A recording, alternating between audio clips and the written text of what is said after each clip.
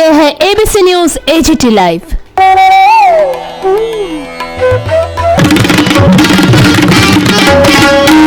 This is your ABC News AGT Live.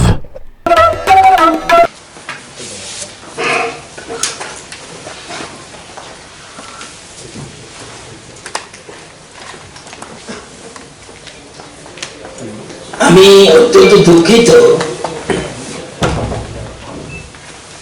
বাস্তবটা না জেনে কিসের উপর ভিত্তি করে বেসলেস তথ্য দেওয়া, সংবাদ পরিবেশন করা অত্যন্ত দুঃখের, বেদনাদায়ক। যেহেতু শিক্ষামন্ত্রী বলছে সেটা একটা পাল্টা আমার দিতেই হবে, আমি যখন একবার লিখে ফেলেছি ভুল, এটাকে দৃঢ়ভাবে নিচে পড়েও আমার জিততে হবে। কলেজে ভর্তির দাবিতে বাধাঘাটে অবরোধ, শিক্ষামন্ত্রীকে চিঠি SYTUS এর। 10,000-এর বেশি ছাত্রছাত্রী সংকটে।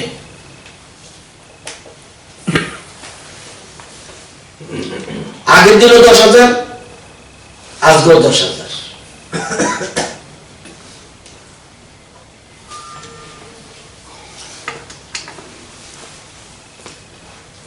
আরেকজন তো এডিটোরিয়াল দিয়ে দিল, নীতিহীন শিক্ষা দপ্তর।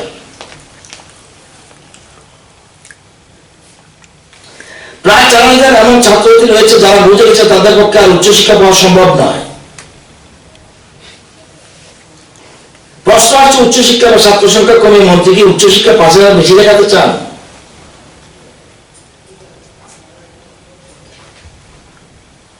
মাস কেটে গেল, রাজ্যের 10,000 ছাত্রছাত্রী এখনো কলেজে ভর্তি হতে পারেনি। আমি বিনম্র চিত্তে ওনার পায়ে ধরে ওনাদের দুটো পা ভালো করে ধুয়ে দেবো। আমি 10,000 নয়, 1,000-এর চিত্র যদি দেখাতে পারে, আর আজকে করে বলবো তো 10 জনও যদি দেখাতে পারে, কিভাবে কোত্থেকে এসব তথ্য না জেনে। একটু আগে আমার কাছে অখিল ভারতীয় বিদ্যার্থী পরিষদ এসছে, তারা বলছে 3টা demand, mainly the seat capacity in various government colleges should be increased to absorb all the deprived students. তাদেরকে আমি বলেছি সিট বাড়াতে হবে, বলছো ঠিক আছে। Second, the government should look after the needs of economically weaker students who need to move inter-district traveling to attend colleges. Third, the college authorities to guarantee that not a single student should be left not admitted to any college else ABPP shall admit to address that. তো এখানে মূল কথা হলো 100% ছেলে মেয়ে যারা ভর্তি হয়, এটা আমি প্রত্যেকদিন বলছি, একজনও বাদ থাকবে না, একজনও না। তবু আপনাদের নলেজে দেওয়ার জন্য বলছি, আগে আপনারা জেনে নিন ত্রিপুরাতে কলেজে যারা ভর্তি হয় কারা ভর্তি হয়? 12 পাস। এবছর 12 পাস কতজন করেছে? সবার আগে এটা আমার জানা উচিত। Total including regular, external, compartmental, continue and single subject, বছর বাঁচাও, সব মিলে 20,204 জন ছাত্রছাত্রী এবার উচ্চ মাধ্যমিক পরীক্ষায় পাস করেছে। তো এরাই তো ভর্তি হবে সাধারণত, এর বাইরেও থাকতে পারে। 20,204, এটা আগে মাথায় রাখবে। এবার নোটটা ভালো করে নেবেন, আর যিনি গিয়ে কর্তৃত্বকে, যারা কর্তৃপক্ষ তাদের বুঝাবেন, সঠিক বুঝিয়ে দেবেন, অথবা রেকর্ডিংটা নিয়ে যাবেন। এই পর্যন্ত আমাদের ভর্তি হয়েছে কত? 20,014 জন। আজকের কথা বলছি, 20,014 জন। পাস করেছে কত? 20,204 জন। ঠিক আছে, এবার ইকফাইতে ত্রিপুরা কলেজে ভর্তি হয়েছে 1,624 জন। এবার যারা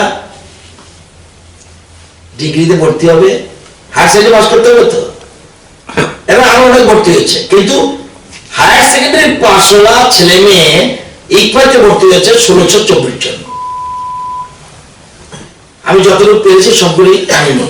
মেডিকেলে কজন ভর্তি হয়েছে? টিএমসিতে 80 জন। এজিএমসিতে কজন ভর্তি হয়েছে? 104 জন। আর্টস কলেজে কজন ভর্তি হয়েছে? 70 জন। মিউজিক কত ভর্তি হয়েছে? 78 জন। হোলি ক্রসের খবরটা পাইনি, গুড নাম্বার স্টুডেন্ট আর কলেজে ভর্তি হয়। রাজশ্রী কলেজ বলে একটা প্রাইভেট কলেজ আছে আমাদের রাজ্যে, আমরা জানেন 12 জন ভর্তি হয়েছে, নতুন কলেজ। টেকনো ইন্ডিয়াতে ভর্তি হয়েছে 62 জন। নার্সিং কলেজের তথ্য আমার কাছে নেই, টিপসের তথ্য আপাতত নেই, সোমবার আমি সবগুলি পাবো। ডিএলএড এর ভর্তি হয়েছে, এই তথ্য আমার কাছে নেই। ল কলেজে ভর্তি হয়েছে, এই তথ্য আমার নেই। ইঞ্জিনিয়ারিং কলেজে ভর্তি হয়েছে, এই তথ্য নেই। আমি আগে বলছি কতজন পাস করেছে এই তথ্য পেলেন। খবরটা দিয়ে দিলাম, 10,000 ঘুরছে, 4,000 আর জীবনেও উচ্চশিক্ষায়। আমি ওই সংবাদ প্রতিনিধিকে বলবো, আমি আপনার দুয়ারে যাব, আপনার দুয়ারে বলবো লোকগুলো ছেলেগুলি ঠিক করুন, আমি নিজে কোথায় ভর্তি হতে দেখিয়ে দেব। এই যে 20,014 ভর্তি হওয়ার পরে আজকের এই মুহূর্তে আমার কাছে কি সিট খালি? 22টা ডিগ্রি কলেজে বিএ অনার্স পড়ার জন্য সব কলেজে না, কিন্তু বিএ অনার্স পড়ার জন্য আমার সিট খালি 569। কেউ যদি বিএ অনার্স পড়তে চায় 569 আসন খালি। কোথায়? বিবিএমসি 185 খালি। স্বামী বিবেকানন্দ মোহনপুর 55 খালি। দশরথ কলেজ খোয়াই 87 খালি। গন্ডাছড়া 29 খালি। লংটাবেলি 33 খালি। ধর্মনগর না ফটিকরায় 80 খালি। কাঞ্চনপুর 6টা খালি। অমরপুর 70টা খালি। শান্তিবাজার 24টা খালি। 569 569 জন ভর্তি হতে পারবে এই কলেজগুলিতে অনার্স নিয়ে। নিজের পছন্দ মতো অনার্স পাবে না, বিএ অনার্স পড়ার জন্য এই কটা খালি আছে। খালি নাই কোথায়? খুমলুং খালি নাই, তেলিয়ামুড়া খালি নাই, কৈলাসহর খালি নাই, সোনামুড়া খালি নাই, বিশালগড়। বিএ জেনারেল কোর্সে খালি কত? 1683 না, এটা 1683 হবে না, 1683 ডিভাইডেড বাই 3। ওই যে 3টা সাবজেক্ট পড়তে হয়, 561 খালি। কোথায়? এই 500 বিএ জেনারেল জন্য 80টা সিট খালি আছে। বিবিএমসি খালি আছে 573 ডিভাইডেড বাই 3, মনে রাখবেন। 573 জন না, কিন্তু ডিভাইডেড বাই 573, হ্যাঁ, ডিভাইডেড বাই 3 80টা আছে এমবিবিতে। বিবিএমসিতে আছে 573। এগুলি যা এখন যে সংখ্যাটা বলবো এগুলি সবগুলি 3 দিয়ে ভাগ দিতে হবে। 239টা সিট খালি আছে খোয়াই। 50টা সিট খালি আছে কমলপুর। 457 সিট খালি আছে লংটাইভ্যালি 250 সিট খালি আছে, ফটিকরায় 10টা সিট খালি আছে, কাঞ্চনপুর 24টা সিট খালি আছে, উদয়পুর। কিন্তু এই যে সিটটা খালি, সাবজেক্টটা তার পছন্দ না হতে পারে। তাহলে বিএসসি অনার্স বলে আমি বিএসসি অনার্স পড়বো, তিনি বলে যে কোনো জায়গা পড়বো, 74 জন ভর্তি হতে পারবে, 74 জন ভর্তি হতে পারবে। বিএসসি জেনারেল 337 জন ভর্তি হতে পারবে। আমার পছন্দ মতো কলেজ পাবো না, কিন্তু 337 জন ভর্তি হতে পারবে। এটাও লেখা আছে কোন কলেজে ভর্তি হতে পারবে। এবার কমার্স অনার্স 104 জন ভর্তি হতে পারবে, কমার্স জেনারেল 218 জন ভর্তি হতে পারবে। আজকের দিনে পাস কোর্সে আজকের পরে ভর্তি হতে পারবে 1116। এটা আমার ভ্যাকেন্সি আছে কলেজগুলিতে পাস কোর্স। আপনারা জানেন যে এটা আপনাদের লেটেস্ট জানিয়ে দিই, কালকে পর্যন্ত আজকে পর্যন্ত নেই।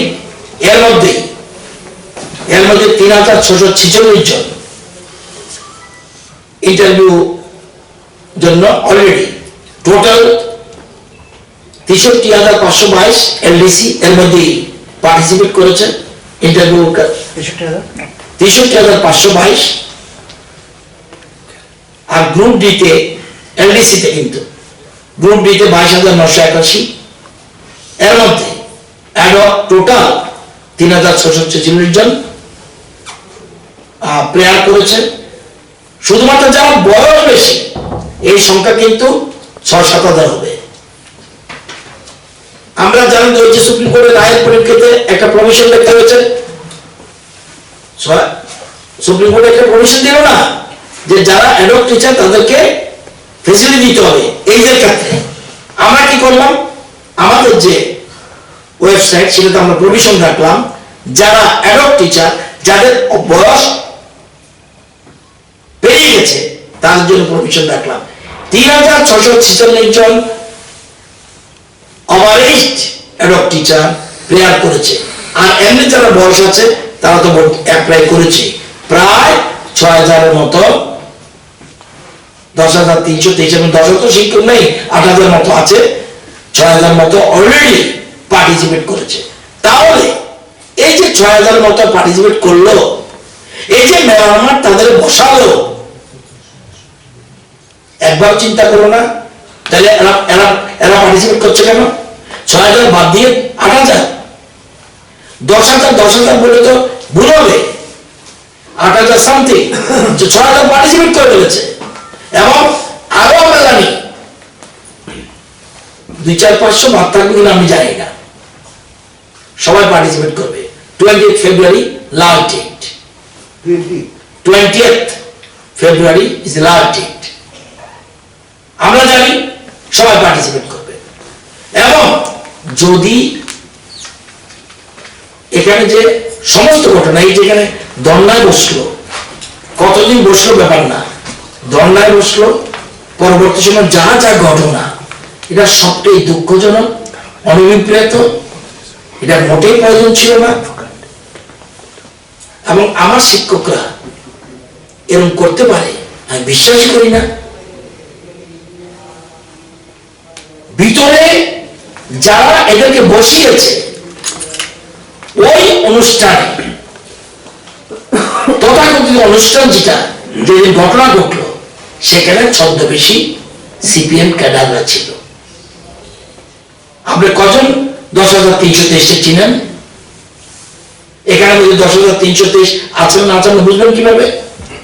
এই অজুহাতে, it is a blueprint, it is a blueprint from CPM party office. পুরাটা সমস্ত ঘটনার জন্য আমরা এটা আশাই করলেন, অত্যন্ত দুঃখের, অনভিপ্রেত। ধর্নাই বসা উচিত ছিল না। ধর্না বসার থেকে শুরু করে ওই দিনই ঘটনা পর্যন্ত সবটাই দুঃখজনক। এটা মোটেও হওয়া উচিত না। আন্দোলনের প্রয়োজন নেই আমাদের লাগছে। বারবার একটা বলছে, কলেজে ভর্তি থেকে শুরু করে, স্কুলে ভর্তি থেকে শুরু করে, পানীয় জলের জন্য হোক, কিচ্ছুর জন্য ধর্নার দরকার নেই। আন্দোলনের দরকার নেই। আলোচনার টেবিলে এরা তো যত সংগঠন ছিল সব সংগঠন পৃথক পৃথক ভাবে মুখ্যমন্ত্রীর সাথে মিটিং করেছে, তারাই বলছে we are happy with the discussion with the honourable chief minister. যদি এটা হয়ে থাকে আবার আলোচনা বসবে। তো ঠিক আছে, এদের তো দুঃখজনক, এরা অনেকদিন ধরে চাকরি নেই, ঠিক আছে, এবং চাকরি নেই অনেকেরই আছে। কোন মৃত্যুই আমরা সব মৃত্যু দুঃখজনক। এটা কি মেসেজ? আমি জানি না আপনাদের কাছে মেসেজ থাকতে পারে। এটা কি মেসেজ যে শুধুমাত্র 10,333 মরে, আর ত্রিপুরা রাজ্যে কেউ মরে না? কেউ মরে না? আমি যে একটা তথ্য চেয়েছিলাম যখন বিরোধী দল নেতা ছিলাম, তখন বিধানসভা দিলাম এতজন শ্রমিকের মৃত্যু, এতজন ছাত্রের মৃত্যু, মৃত্যু এক স্বাভাবিক নিয়ম, কিন্তু প্রত্যেক মৃত্যু দুঃখজনক। এটা তো একদম তৈরি করা। একটু আগে বললাম আপনাকে, এটা করতে পারে। এবং পুরুষোত্তম রায় তো দোষীদের শাস্তি দাবি করেছে। সেই সময় দোষী কারা? হয় সুপ্রিম কোর্ট, এটা আমার রায়কে স্বাগত জানিয়েছে। তাহলে দোষী কারা? পুরুষোত্তম বাবু তো পরিষ্কার বলে দিলে পারে। পুরুষোত্তম বাবু আজকে বসে কিভাবে এটাতে দোষীর শাস্তি দাবি করে নিজেই বসে গেল। তো আমার অনুরোধ থাকবে যে কোনো আন্দোলনের দরকার নেই আমাদের। আমি তো এখনো বলি আমার হ্যাঁ ভুল হতে পারে, আমাদের শিক্ষকদের ভুল হয় না তা বলি না, আমাদের প্রফেসরদের ভুল হয় না আমরা বলি না, কোনো মন্ত্রীর ভুল হয় না আমরা, ভুল হতে পারে, কিন্তু অযথা আমি message to Gautam Das and his team, Manik Sarkar and team, please এটার থেকে হাত উঠিয়ে দিন। আপনারা কিছু করতে পারেননি, আপনাদের সৃষ্ট আজকে আমাদের বোঝা হলেও আমরা কিছু না কিছু উপায় বের করব। প্রথম আমরা ফার্স্ট স্টেপ, আমরা ইন্টারভিউর মাধ্যমে আমাদের কত সংখ্যক আসে, এই সংখ্যাটা 8,000 সামথিং থেকে 10,000 বলে বলে অ্যানিভার্সারি একটা সেন্টিমেন্ট করা হচ্ছে। আপনি কোথাও 10,335 পাবেন না, কোন অর্ডারে 10,335 পাবেন না, কোন অর্ডার না। কেউ যদি আমার দেখাতে পারে 10,320 দেখা, এটা কারো তৈরি করা একটা সংখ্যা। 8,000 সামথিং এর মতো আছে। আমরা যখন 35,000 টাকা দিয়েছিলাম তখন আমরা এই সংখ্যাটা পেয়েছি। যাই হোক, এটাও যদি সাকসেস না হয় তারপরেও আমরা বলছি এটা আমার এখন বলা উচিতই না, কারণ এরা আমার দপ্তরের না। কিন্তু যেহেতু আমি মন্ত্রী সরকারের, সেই জন্য আমি বলবো কোনো আন্দোলনের দরকার নেই, শুধু আলোচনা চলতে থাকুক, কোনো না কোনো উপায় বের করব। এবং মুখ্যমন্ত্রীও বলেছে, আমরা সবাই বলেছি, আমরা এটা যদি সাকসেস না হয়, সবাই বহু বেকার আছে, তাদেরও তো একটা বিরাট সংখ্যক চাকরি পাওয়ার কথা, ওরাও তো পেতে হবে। তো আমরা এদেরকে বাদ দিয়ে নয়, আমরা এখনো বলছি, আশ্বস্ত করছি, কোন নাশকতামূলক কোন লাইনে যাওয়া উচিত না। মুখ্যমন্ত্রীর বাড়ি তো বিপ্লব দেবের নেতৃত্ব তো দেওয়া হয়েছিল, বিপ্লব দেবের নেতৃত্ব পর্যন্ত মুখ্যমন্ত্রী ভবন দেওয়া হয়েছিল। বলতে পারবে একটা ঢিল পড়েছে? বিপ্লব দেবের নেতৃত্ব কিন্তু মুখ্যমন্ত্রী বাড়ি করা ছিল, কিন্তু সেখানে কিন্তু কোনো নাশকতা বা হটকারিত কোনো সিদ্ধান্ত ছিল না।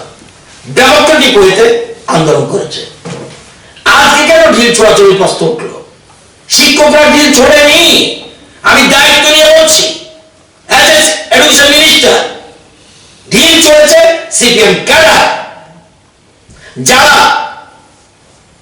সারা রাজ্যের মধ্যে স্ব এলাকা থাকতে পারে না, বিভিন্ন অপকর্মের জন্য অতীতে যে অপকর্ম করেছে, যাদের থেকে টাকা তুলেছে, দিবে বলে বা দুষ্কর্ম করেছে তাদেরকে আশ্রয় দিয়েছে মেলা মাঠের নিচে গ্রাউন্ড ফ্লোরে, তারা সেদিন ঘটনা করেছে। ক্যাটাগরিক্যালি আমাদের ফটোগ্রাফ রয়েছে, আমরা সব চিহ্নিত করে রেখেছি, কিন্তু কেউ এর থেকে বাদ যাবে না। এতে অপবাদ এসছে কার? শিক্ষকদের। তাদেরও বলবো এই হটকারী সিদ্ধান্ত যারা দিচ্ছে, মানিকবাবু, গৌতম দাস, এটা থেকে তোমরা সরে আসো। সরকার তোমাদের প্রতি যথেষ্ট যত্নবান, একটা না একটা গতি বেরোবেই। এর থেকে আশা করি আমি ভালো সংখ্যক চাকরি পেয়ে যাবে। আমরা সিট এবং আমরা পুরো কিন্তু 5,500 আমরা সব দিইনি। সুপ্রিম কোর্টে যখন আমরা গিয়েছিলাম অর্ডার পরিষ্কার করে দিয়েছি, আমরা 10,000 একটা পোস্ট ভ্যাকেন্ট বের করেছি ওদের জন্য, ইচ্ছা করে দিইনি। কেন? এই কারণে দেওয়া হয়নি, যদি এই প্রসেসে তারা মার খায় তাহলে অল্টারনেটিভ চিন্তা আমাদের করতে হবে। এই কথাটা যখন আমার সাথে মিলেছে তখন এই কথা বলেছি। একসাথে যদি দিয়ে দিই, আমরা কি ইচ্ছা করে দুনিয়ার চাকরি দিতে পারবো? সেজন্য আমরা সুপ্রিম কোর্টে যে সংখ্যাটা বলেছি, সেই সুপ্রিম কোর্টের মধ্যে 5,500 মতো পোস্ট আপাতত আমরা গ্রুপ সি এবং গ্রুপ ডি দিয়েছি। আপনারা জানেন এই সুযোগ দেওয়ার জন্য কি করেছি? বেকার শুনে খুশি হবে। এগ্রি অ্যাসিস্ট্যান্ট প্রায় 500। কি কোয়ালিফিকেশন লাগে? তুমি কি ছিল? Higher secondary pass along with science. প্রায় 500 seat, higher secondary pass along with science. এখন কি করেছি? অনলি মাধ্যমিক। সেদিন ক্যাবিনেট সিদ্ধান্ত দিয়েছে। এটা কার জন্য করেছি? এদের জন্য, যারা ইজিলি প্রবেশ করতে পারে। আমাকে বলুন, আমরা কোনোটাই কিন্তু পার্সিয়ালি করি। এ কথা বেকারও লাভ করতে পারবে না, তারাও তো মাধ্যমিক পাশে পড়তে হতে পারবে। এই যে ক্যাবিনেট সিদ্ধান্ত, এটা আমাদের ক্যাবিনেট নোট হয়েছে। আমরা ক্যাবিনেট নোটে পরিষ্কার আমরা বলি এই গত ক্যাবিনেটে যে এই যে এগ্রি অ্যাসিস্ট্যান্ট 500 পোস্ট যেটা আছে, এর জন্য মাধ্যমিক পাস হলে চলবে, হায়ার সেকেন্ডারি এবং সায়েন্স লাগবে না। কি করতে পারি? আরো পথ খুঁজছি, আরো পথ, কিন্তু আন্দোলন পথই নয়। আমাদের সরকার, বর্তমান ত্রিপুরা সরকার আন্দোলনের, আমরা কেউ আন্দোলন করবো গণতান্ত্রিক পদ্ধতি, আমরা কিছু বলবো না, কিন্তু আমরা এটাতে বিশ্বাসী না। আমরা মনে করি না আমাদের রাজ্যে যা যা ডেভেলপমেন্ট হয়েছে কোনো আন্দোলন করতে হয়নি। আমাদের সরকারের প্রচেষ্টা রয়েছে, আন্তরিক প্রচেষ্টা, আমরা সেটাই আমরা সাকসেস হবো। এবং ছাত্র, যুবক, বেকার যারা আছে, কারো আন্দোলন করতে হবে না। আমাদের সেই দিশাতে আমরা কাজ করছি। আমরা নতুন আজকে বলবো না, অনেক সিদ্ধান্ত নিচ্ছি যেটা আরো সংস্কার আমাদের আনবো। এবং আমরা যেটা অতীতে বলেছি, আজকে মুখ্যমন্ত্রী চিন্তা করছে যে আমরা যে বলেছিলাম যে আমরা যা চাকরি নেব, রেগুলার চাকরি নেব, সেই কথাও কিন্তু মুখ্যমন্ত্রী শেয়ার করেছে। এগুলি সম্বন্ধে আমরা চিন্তা করা উচিত। এই জিনিসগুলি কিন্তু আমরা সিদ্ধান্ত নিয়েছি। ওকে, আচ্ছা, আলটিমেটলি রিভোক হয়েছে, তো এই ব্যাপারে আপনার কোনো মেসেজ আছে কিনা যারা আন্দোলন করেছে? আন্দোলন তো শেষ হয়ে গেছে, বা না, সব ব্যাপারে মেসেজটি কি আছে ওদের প্রতি? প্রথম প্রশ্ন হলো, ওই সময় যারা চাকরি হারা হয়েছিল সুপ্রিম কোর্টের রায়ে বা হাইকোর্টের রায়ে, সবটা জিনিসটা তৎকালীন সিপিএম দল এবং বামফ্রন্ট সরকার দায়ী ঘটনার জন্য। আপনাদের কাছে আপনারা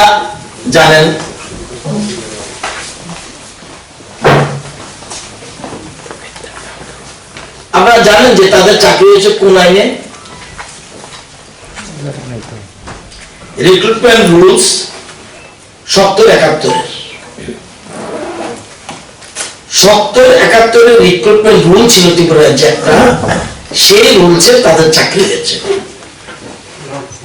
সেই রুলসে কি আছে? মাধ্যমিক পাস করলে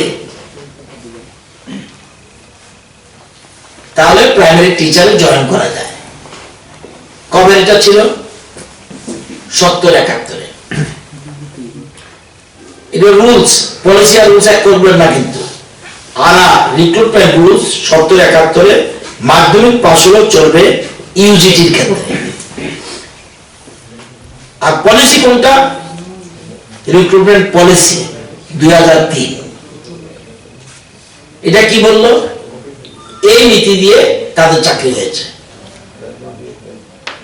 2000 নীতির মধ্যে কি ছিল? নিডি, বয়স বেশি হলে তাদের চাকরি দেওয়া যাবে, প্রাধান্য পাবে। মেরিটও রেখেছে, বয়সও আছে, নিডিও আছে, এবং কোথাও কোথাও অমলপুরের জন্য কোটা, বিনিময়ের জন্য কোটা, গন্ডাচরের জন্য কোটা ছিল। খুব ভালো করে ব্যাপারটা বুঝবেন। সংবিধানে পরিষ্কার বলেছে ইন জেনারেল কোথাও নিডিভিত্তিক চাকরির কথা বা এরিয়া ভিত্তিক চাকরির কথা কোথাও লেখা নেই। এবার 2001 সাল সারা দেশে একটা রেগুলেশন হলো, এটার নাম NCTE রেগুলেশন 2001। এটা কি লেখা? হায়ার সেকেন্ডারি উইথ 50% মার্কস হলে তাহলেই ইউজিটি হতে পারবে। খুব ভালো করে বুঝতে হবে 2001। এবং এরপরে তৎকালীন সিপিএম সরকার অ্যাডভার্টাইজমেন্ট দিল 2002-এ। অ্যাডভার্টাইজমেন্ট দিয়ে লোক নিয়েছে না, আবার অ্যাডভার্টাইজমেন্ট দিল 2006-এ, লোক নিয়েছে না। এই যে 2002-এ অ্যাডভার্টাইজমেন্ট দিল, 2001-এ অল ইন্ডিয়া রেগুলেশন হওয়ার পরে এই 2002-এ যে অ্যাডভার্টাইজমেন্ট দিল, সেই অ্যাডভার্টাইজমেন্টের মধ্যে 2001-এর যে রেগুলেশনটা হলো আর একটা চেঞ্জ করলো না কেন?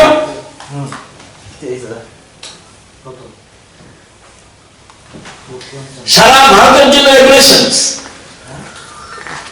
আর একটা কি রেগুলেশন? কি higher secondary plus with 50% marks. 2002-এ ওটাকে সংশোধন না করে অ্যাডভার্টাইজমেন্ট করলো, চাক নিল কাউকে না, আবার অ্যাডভার্টাইজমেন্ট 2006-এ। 2002-টা জীবিত রেখে আবার 2006 অ্যাডভার্টাইজমেন্ট। সেখানে লোক নিয়ে সংশোধন করেছে, এটাও করেনি, লোকও নেয়নি। এবার 2009-এ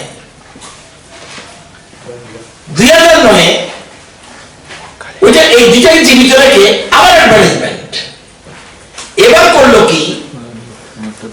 কিছু জিটি আর কিছু পিজিটি নিয়েছে, মাধ্যমিক একদম করে নেয়নি। খুব ভালো করে বুঝতে হবে। এবার মাধ্যমিকের জন্য কিচ্ছু করেনি, কিন্তু 2, 6, 9 কিন্তু রেগুলেশন চেঞ্জ করেনি। এবার তখন বাবু কি করলো? উইথ দি ক্যাবিনেট পারমিশন উনি দিল্লিতে জানালো কপিল সিবালকে, শিক্ষামন্ত্রী, ওই চিঠি যে তোমরা আমাকে পারমিশন দাও, কি আমাদের টেট নেব না। আর কি পারমিশন? Professional degree relaxation. আর কি পারমিশন? মাধ্যমিক পাস কোয়ালিফিকেশন আর এডুকেশন কোয়ালিফিকেশন রিল্যাক্স দাও। কপিল সিবাল পরিষ্কার বলে দিল এনসিটি রেগুলেশন 2001 হয়েছে, আমরা কোনো মতেই তোমাকে এডুকেশন কোয়ালিফিকেশন রিল্যাক্সেশন দিতে পারবো না। পরিষ্কার করে দিল এবং 50 মার্কসও থাকতে হবে, হায়ার সেকেন্ডারি থাকতে হবে। আরেকজন শিক্ষামন্ত্রী আবার চিঠি মানলো জগন বাবু দিতে হবে। এবার রাজ্যমন্ত্রীকে পল্লব রাজু, PALLAM, উনি চিঠি দিয়ে বললো, ওনাকে চিঠি দিল, উনি পরিষ্কার বলে দিল it would not be possible for the government of India to consider any relaxation in academic qualification at all. Any direct relaxation for teacher recruitment process initiated after NCT contribution 23rd August 2010 also will not be possible. বলছে 2010 এর আগে যদি process করো, 2010 এর আগে যদি তুমি process করো, 2010 এর আগে যদি প্রসেস করো,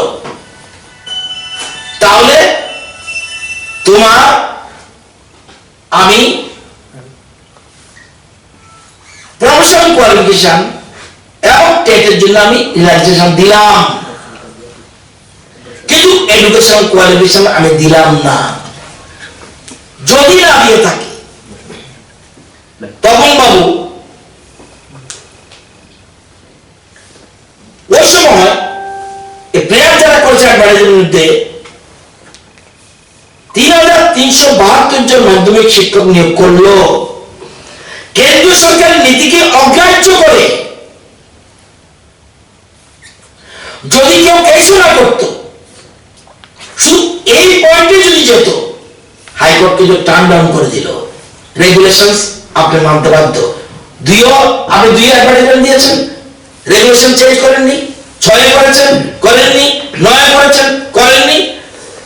মামলা চলাকালীন সময় পিজিটিজিটি নেওয়ার পরে হঠাৎ করে উনি করলো কি, উনি 3372 জন মাধ্যমিক দিয়ে দিল।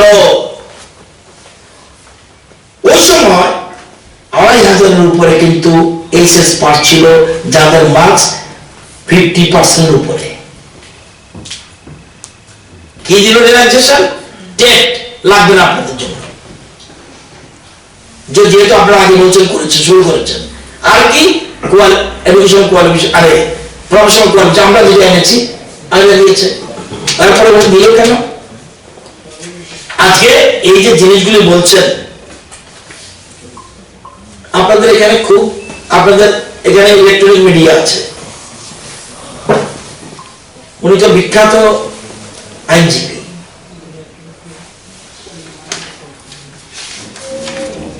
মমতা কেন কি বলে 10,300 চাকরি খতম, সেপ্টেম্বর মধ্যে শেষ করতে হবে নতুন নিয়োগ প্রক্রিয়া। একজন আইনজীবী আপনাদের যায়, পুরুষোত্তম রায় বর্মন, কি বলছে? এই রায়কে স্বাগত জানিয়েছেন মামলার অন্যতম আরেক আইনজীবী পুরুষোত্তম রায় বর্মন। তিনি বলেন, নিয়োগ প্রক্রিয়াকে স্বচ্ছ দুর্নীতিমুক্ত করার ক্ষেত্রে উচ্চ আদালতের এই রায় এক উল্লেখযোগ্য পদক্ষেপ। উনি বলেছেন, শিক্ষক নিয়োগ প্রক্রিয়াকে স্বজন পোষণ দুর্নীতির আখড়ায় পরিণত করা হয়েছিল। আজকে যে আপনার চ্যানেলে বসে সুন্দর সুন্দর কথা বলে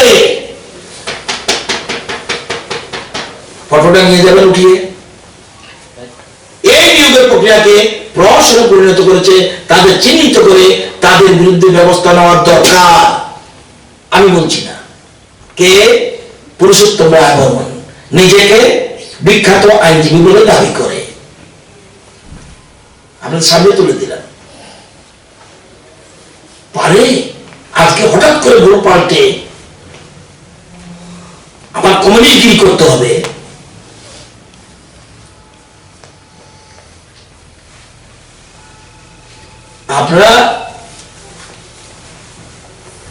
আমরা জানেন যে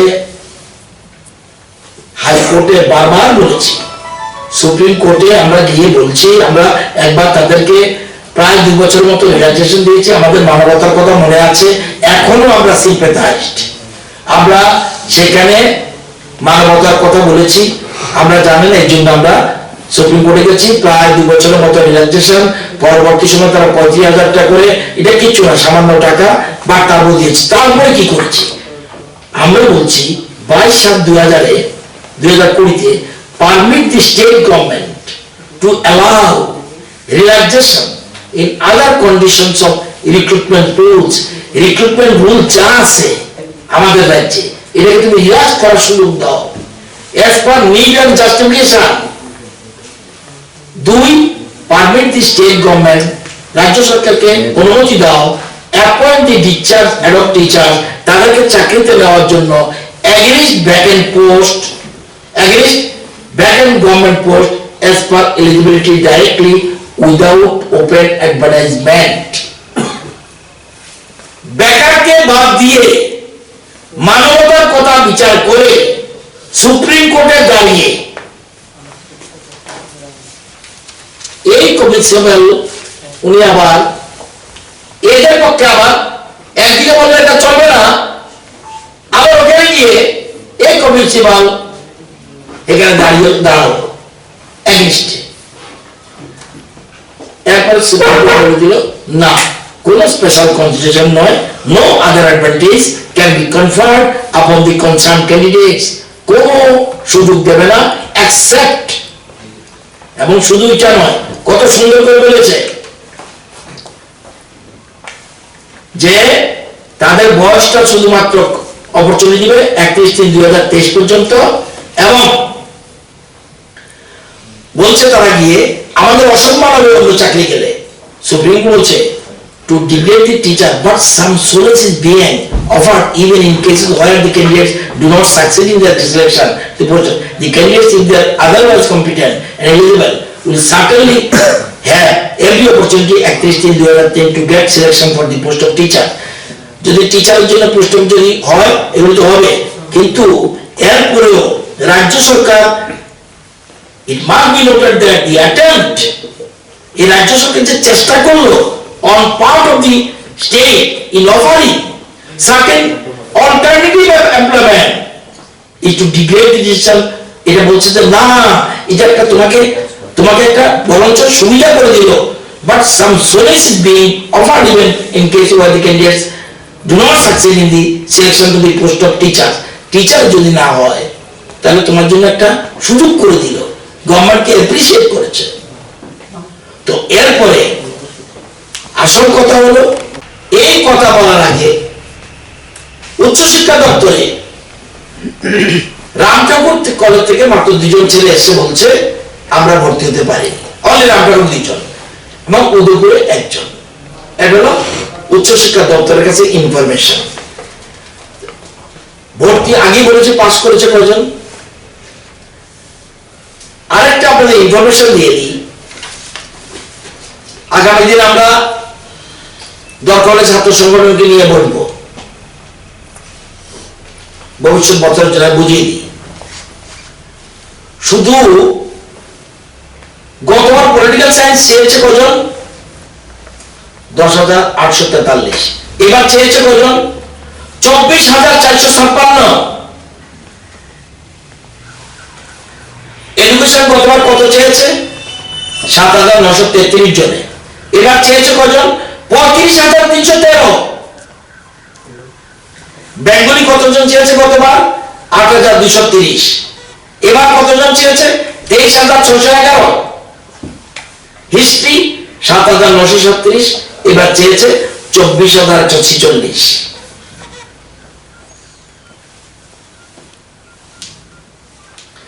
গতবার কতজন ভর্তি হয়েছে? গতবার 18,351 জন। এবছর কত ভর্তি করেছি? 20,014 জন। এই ওগুলো ছাড়া ইকফাইটিপে সব ছাড়া এগুলো তো কলেজ, হলি কলেজে 82 ভর্তি হয়। এই যে গল্প করে দিলাম 10,000 ছেলে মেয়ে ভর্তি, আপনি পারবেন? সারা রাজ্যে কেউ পারবে? আমি 10,000 লিড দেবে? লিস্ট দিলে তো হবে না। আমি তো অলরেডি যখন নেটে দেখবো অটোমেটিক দেখে বলবো এই ছেলেটা অমুক কলেজে ভর্তি হওয়া আছে।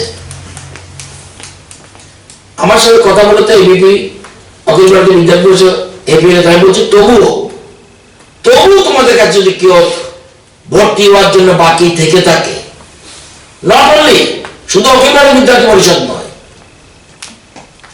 যে কোনো ছাত্র সংগঠন, যে কোনো অভিভাবক, যে কোনো ছাত্রছাত্রী বা editor of the news papers, তারা জনগণের কথা বলে, তারা দিক না এই ছেলেটা ভর্তি হতে পারেনি, আমরা ভর্তি করবো। আমি এখনো বলছি, একজন, আমি বলছি গতবার থেকে বেশি ভর্তি হয়েছে। আর আমি অন্যান্য সংস্থাগুলিতে কিছু ভর্তি হয়েছে এগুলি জানি গেলাম না, শুধু কিছু তথ্য দিয়ে বুঝিয়ে দিলাম করতে আসছে তাহলে এরা। তো এই হলো বাস্তব চিত্র। আমার অনুরোধ থাকবে, আমরা কি বলা উচিত, নদিয়ার একটা ছেলে যদি তার খুব মেরিটোরিয়াস, সে প্রেসিডেন্সি কলেজে ভর্তি হতে চায়, তার মেরিট আছে, তাকে বাধা দিতে পারবো? এই মানসিকতা যদি ত্রিপুরার মানুষের একাংশের থাকে, আজ গন্ডাচলের একটা ছেলে যদি মেরিটোরিয়াস হয়, সে আমরা করে ভর্তি হতে চাইলে আমরা নানা করতে পারবো? এই জন্য বলছি, প্রয়োজন মধ্যে আগামী বছর ছাত্র সংগঠন জিজ্ঞাসা করবো যে তোমরা কি মোহনপুরের ছেলে মোহনপুরে ভর্তি হবে, আগরতলার ছেলে মেয়ে আগরতলা ভর্তি হবে, বিলোনিয়ার ছেলে বিলোনিয়া ভর্তি হবে? বলে দিক আমাকে, আই বি হ্যাপি। কোন সুবুদ্ধি সম্পন্ন মানুষ এই কথা বলতে পারে না। এই যে আমি বলছি, আজকে 758টা সিট খালি আছে, 758 হবে না, 185 অনার্স আর 573 ডিভাইডেড বাই 3 যা হয় এই সেটা আছে বিবিএমসি। আমি রামঠাকুর যদি সিটটা দিতে পারি, আমি বিবিএমসি যাবো না কেন? এটা কি, এটাও কি গন্ডাছড়া আগরতলা? এই জিনিসটা কেন? আমার দায়িত্ব হলো বলে দিক না, সাংবাদিক বন্ধুরা আপনারা সবাই মিলে একটা ইউনাইটেডলি বলে দিন, যার যার এলাকা নিয়ে যান, পাবলিক আপনাদেরকে গ্রহণ করে কিনা দেখুক না। আমার তো মনে হয় কোন সুবুদ্ধি সম্পন্ন মানুষ এ কথা বলবে যে যার যার এলাকায় ভর্তি হতে হবে, বিরোধী মানুষ আগরতলা আসতে পারবে না। এই মানসিকতা কোন সংগঠনের কারো থাকবে আমি চিন্তা করতে পারি না। আমি অনুরোধ করবো, আমার একটাই কথা, 3 নম্বর ডিমান্ড খুব বিউটিফুল ডিমান্ড। তারপর বলছে স্যার কিছু থাকতে পারে, এটা তো আপনারা যেটা বলছেন ঠিকই, আমরা তো আসলে এত ডিটেলসে যাইনি, আমাদের কাছে তথ্য নেই। এখন বলছি যদি কিছু লিস্ট থাকে তোমরা নিয়ে আসো, যে কলেজে ভর্তি হতে চায় যদি ওটাতে ভর্তি হতে না পারে পাশের কলেজে ভর্তি করে দেবো। আগরতলার মধ্যে তো মোহনপুর আগরতলা না, আগরতলা তো আমি যদি আমটা করলাম বিবিএমসি, বিবিএমসি এমবিবি না, আর আমরা আমটা করে করতে হবে, আমার এই সাবজেক্ট নিয়ে করতে হবে, তাহলে আমার সমস্ত সাবজেক্ট তুলে দিতে হয়, সমস্ত প্রফেসরের চাকরি বাতিল করে দিতে হয়। আমি একটা তথ্য দিলাম আপনাদেরকে, শুধুমাত্র education, political science, Bengali, history, এই 4টার উপরে ডিমান্ড হিউজ। সবাই যদি বলে আমি এই কলেজে পড়বো, আমার এই সাবজেক্ট লাগবে, আমি পারবো না। এবং ছেলেমেয়েরা বিষয় নিয়ে মুসলিমও কেউ কয়েকজনে একটু হতে পারে, বেশিরভাগই অ্যাকসেপ্ট করে নিয়েছে, নতুবা 13,000 পরে কিভাবে এই 20,000 চলে আসলো। সবাই বুঝে গেছে, বাস্তবতা বুঝেছে। এই যে 10,000-এর ব্যাখ্যা করতে গেল,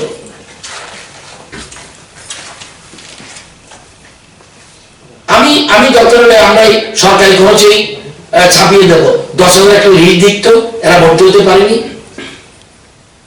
অথচ আমি এডিটোরিয়াল লিখছি,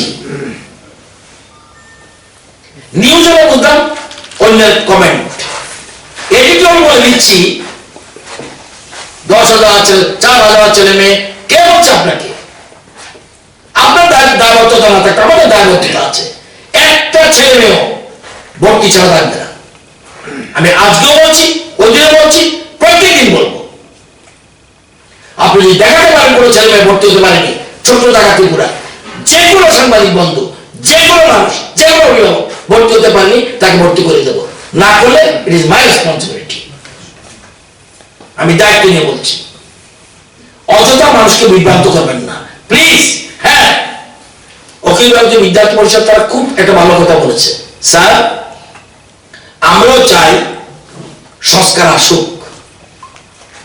এই যে অনলাইন পদ্ধতিটা এবছর প্রথম হয়েছে, যে কোনো জিনিস করলে আমি ওই দিনও বলছিলাম ভারতবর্ষের কোথাও স্টেট ওয়াইড কোন অনলাইন নেই, ইউনিভার্সিটি ওয়াইড আছে। এই আমরা ত্রিপুরা যে প্রথম করেছি, এবং ত্রিপুরা যে এনসিআরটি ছিল না আমরা করেছি, কেউ সমালোচনা করেছে বন্ধ হয়ে গেছে, তাদের মুখ থুবড়া হয়ে গেছে, আমরা করে সাকসেসফুল হয়েছি। এখন এনসিআরটি বলছে যে আমাদের টিচার ট্রেনিং সারা দেশের মধ্যে রেকর্ড। তো আমি বলবো, করজনে অনুরোধ করব, সত্যটা লিখবে প্লিজ। সামান্য ত্রুটি থাকলে তো আমরা সচরাচর চেক আপ করি। এই যে বলছি রাম ঠাকুরের দুজন ছেলে এসছে, তাদেরকে বলেছি অলরেডি তাদের ব্যবস্থা হবে, সাবজেক্ট যদি তাদের ওইখানে না থাকে আমরা বিবিএমসি আর এমবিবিতে করে দেবো, কিন্তু আমার নামটা করে করতে হবে এই সাবজেক্ট নিয়ে। এবং ভারতবর্ষে কেউ যদি দেখাতে পারেন যে এরিয়া ভিত্তিক অ্যাডমিশন হয়, আপনারা তো এত আপনারা তো যথেষ্ট শিখেন, তো অন্তত 80% হাইলি কোয়ালিফাইড আছেন সাংবাদিক জগতে। এখন কোথাও আমাকে দেখাতে পারবেন যে এরিয়া ভিত্তিক রিজার্ভেশন, এরিয়া ভিত্তিক রিজার্ভেশন করতে গিয়ে তো 10,323 হলো।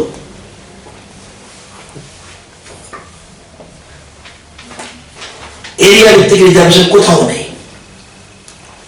মেরিট সব জায়গায় বলা আছে, মেরিট যে স্টুডেন্ট ভালো তাকে যে কলেজ চাইবে তাকে সেই কলেজের প্রথম অ্যাকর্ডিং টু মেরিট সে ভর্তি হবে। তো আমি এখনো বলছি যে কোনো ছেলে না, আমি বলি না 10 জন না, এই কথা বলবো না, আমি থাকতে পারে, কিন্তু এখন আসার আগে বলে সব কলেজে, কাউকে 22টা কলেজের সাথে কথা বলেছি, কাউকে 22টা কলেজের সাথে কথা বলেছি, কাউকে 22টা কলেজের পরে ভ্যাকেন্সি পজিশন নিয়েছি, বলছি যে আপনি ভর্তি হবেন আপনার দায়িত্ব নয়, তাদের বসার জায়গা হঠাৎ করে করতে এত স্টুডেন্ট আসবে, বসার জায়গা আমরা চিন্তা করবো, কিন্তু ভর্তি করবেন। এবং সব জায়গায় পিসফুল ছিল, শুধু রামঠাকুরের একটু প্রবলেম ছিল, রামঠাকুরও শুধু 159 জন পেন্ডিং ছিল। পরবর্তী সময় বলছে প্রিন্সিপাল স্যার একটা তো নতুন জিনিস, লোকাল মানুষ বলছে আমরা এখানে চলে আসবো, অন্য কলেজে ভর্তি হয়েছে আছেনি আপনাদের কাছে? আমরা তো ইন্টেলেকচুয়াল, কোনো বুদ্ধি আসেনি এরকম যে যারা ভর্তি হয়েছে তাদের বের করে দিয়ে লোকাল ছেলেদের দিয়ে দেবো? সিস্টেম আছে কিনা? যারা এরকম ভাবে এডিটর লেখে তাদের কাছে কোনো পথ ওয়ে আউট যদি থাকে, আমি আই উইল হ্যাপি ম্যান। আমি তো সবসময় যতদিন বাঁচি ততদিন শিখি, যতদিন বাঁচি ততদিন শিখি। আমি অলওয়েজ সবসময় শিক্ষার পক্ষে আছি, যে আমাকে শিখে দিলে আমি, আমার মনে আছে সেই তুলসীবতী স্কুলে একটা ক্লাস 7 ছেলে মেয়ের থেকে আমি শিখেছি। সুতরাং তারা আমার গুরু, ওই মেয়েটা আমার গুরু। যারা লিখেছেন যদি অ্যাডভাইস করেন প্রপারলি, নিশ্চয়ই আপনাদের কথা অতীত অনেক জিনিস সংশোধন করেছি, কিন্তু অযথা মিথ্যা বিভ্রান্তি করবেন না, এতে জনগণে মানুষ বিভ্রান্ত হয় এবং নিজের উপর নিজের কলঙ্ক নিজের। আমি 10,000 কেন, আপনি 1,000 দেখাতে পারবেন না কেউ। ভুলে ভালে যদি কয়েকজন থাকে এটা আমরা অ্যাডজাস্ট করে নেব, কিন্তু পার্টিকুলার কলেজে আমি ভর্তি করে দিতে পারবো না। আর এখন কোনো কলেজেরই এই ক্রাইসিস নেই, শুধু রামঠাকুরে এলাকার কিছু ছেলে অন্য কলেজে ভর্তি হয়ে গেছে বা ভর্তি হতে পারেনি, তাদের কিছু থাকতে পারে, তাও কিঞ্চিত আমার মনে হয় না সংখ্যা এটা 100 হবে বলে আমার মনে হয় না। তবুও যদি থাকে লিস্ট দেবেন, আগে বলছি লিস্ট দেবেন, আমরা প্রয়োজন। আপনারা তো যখন আমাদের করোনা লকডাউন হয়েছিল তখন তো আপনারা লিস্ট দিয়েছেন, আপনাদের কথায় তো বললেন যে যারা যারা সাহায্য পায়নি আমরা সাহায্যের হাত বাড়িয়ে দিয়েছি। এক্ষেত্রে আপনি কেন আমাদের ইনফরমেশন না দিয়ে কেন আননেসারি আপনি তথ্য দিন, আই হেল্প, আমরা ব্যবস্থা গ্রহণ করবো। সুতরাং এই কথা বলার জন্য আরো অন্যান্য ছাত্র সংগঠন তারাও যদি মনে করে তাদের কাছে লিস্ট আছে, আমি অ্যাকসেপ্ট করব, এবং ওরা শুধু লিঙ্ক দিলে হবে না, ছাত্রছাত্রীকেও তো বলতে হবে এটা আছে, তাদের ফোন নাম্বার দিলে আমরা ফোন নাম্বার দিন, লোকটার নাম দিন, ফিনিশ। আমরা ব্যবস্থা করবো, আপনাদের যেতে হবে না, পরিশ্রম করতে হবে না কাউকে, তাদের ভর্তি ব্যবস্থা সরকার নিজের উদ্যোগে করবে। স্যার, ভর্তি প্রক্রিয়া কবে নাগাদ শেষ হতে পারে? আমরা শেষ করে দিয়েছি, আজকেই আমরা শেষ করে দিয়েছি। তবু যদি কেউ থাকে একটা জিনিস বলে দিচ্ছি, এটা একটা রিফর্ম। আমরা 34টা রিফর্ম করেছি ত্রিপুরা রাজ্যে শিক্ষা দপ্তর, 34, এটা অনেকের সহ্য হচ্ছে না, এটা অনেকের সহ্য হচ্ছে না, ছোট্ট অংশ 34 রিফর্ম আমরা বললে সেটাও শুনে দিতে পারি। এত বেশি রিফর্ম ভারতবর্ষের কোন স্টেটে এডুকেশন ডিপার্টমেন্ট করেছে? দিল্লি খুব রিফর্ম করেছিল করার সময়, বর্তমান যিনি শিক্ষামন্ত্রী উনি করেছিল এবং মোটামুটি ভালোই করেছিল। এরপরে আমার মনে হয় আমাদের মতো এত রিফর্ম 2.5 বছর 3 বছরে ভারতবর্ষের কোন রাজ্যে করোনার কারণে 1 বছর নষ্ট হয়েছে, তারপরে বলবো এত বেশি রিফর্ম কেউ করেনি। এবং আমরা চাই ন্যাশনাল লেভেলে, এবং এই যে কথা বলছেন নদিয়ার একটা ছেলে যদি প্রেসিডেন্সি কলেজে ভর্তি হয়ে চায়, তাকে না করবেন কিভাবে আপনি? এটা কোনো ইয়ে নেই। সুতরাং ঠিক আছে, এটা যার বিষয়। আমি ডেইলি কনসালটেন্সের কথা লিখলে আমার কিচ্ছু মনে হয় না, তখন মনে হয় আমারটা লাইন ঠিক, কিন্তু অন্য কেউ লিখলে আমার বড় কষ্ট হয়। যদি কারো অতিরিক্ত সময় আরেকজনের দেবী দেশের কথার জন্য ব্যয় করে, আমার কি আপত্তি? তাহলে আপনিও কিন্তু দিল্লি দেশের কথা হয়ে যাবেন। এখন কিন্তু দিল্লি দেশের কথা সারা রাজ্যের মানুষ কিন্তু গ্রহণ করে না। আমি চাই না কোন বন্ধু সেই লাইনে হাঁটুক।